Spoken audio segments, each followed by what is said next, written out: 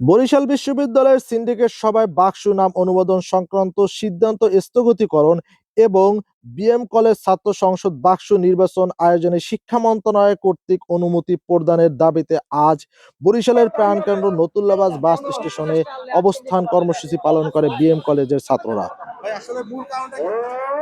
আমাদের মূল কারণ হচ্ছে দুটি দাবি। একটা দাবি হচ্ছে বাকসু নির্বাচনের দাবি, আর দ্বিতীয় দাবি হচ্ছে বাকসু নাম নিয়ে বরিশাল ইউনিভার্সিটিতে তালবানা শুরু করছে তারই প্রতিবাদের দাবি। আপনারা জানেন যে 73 বছর ইতিহাস আমাদের ঐতিহ্য, এই নামটার উপরে আঘাত আনলে আমরা এটা কখনোই সহ্য করব না।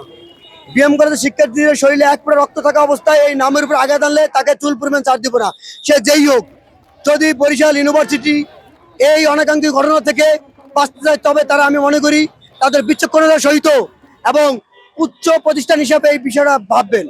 তাদেরকে আমরা বলতে চাই, তারা আমাদের ভাই, আমরা কোনো ঝামেলা চাই না, আমাদের নামটার উপর আঘাত আনবেন না। আশা করি সকলেই ভালো থাকবো, আর যদি আঘাত আনেন আমরা কিন্তু ছাড় দেবো না। ধন্যবাদ সকলকে। ভালো হবে না, এবং যদি কোনোভাবে এর জন্য, এই নামের জন্য কোন আইন শৃঙ্খলার অবনতি ঘটে, তার দায়ভার বিএম কলেজের শিক্ষার্থী, বিএম কলেজের প্রশাসন কেউ নেবে না।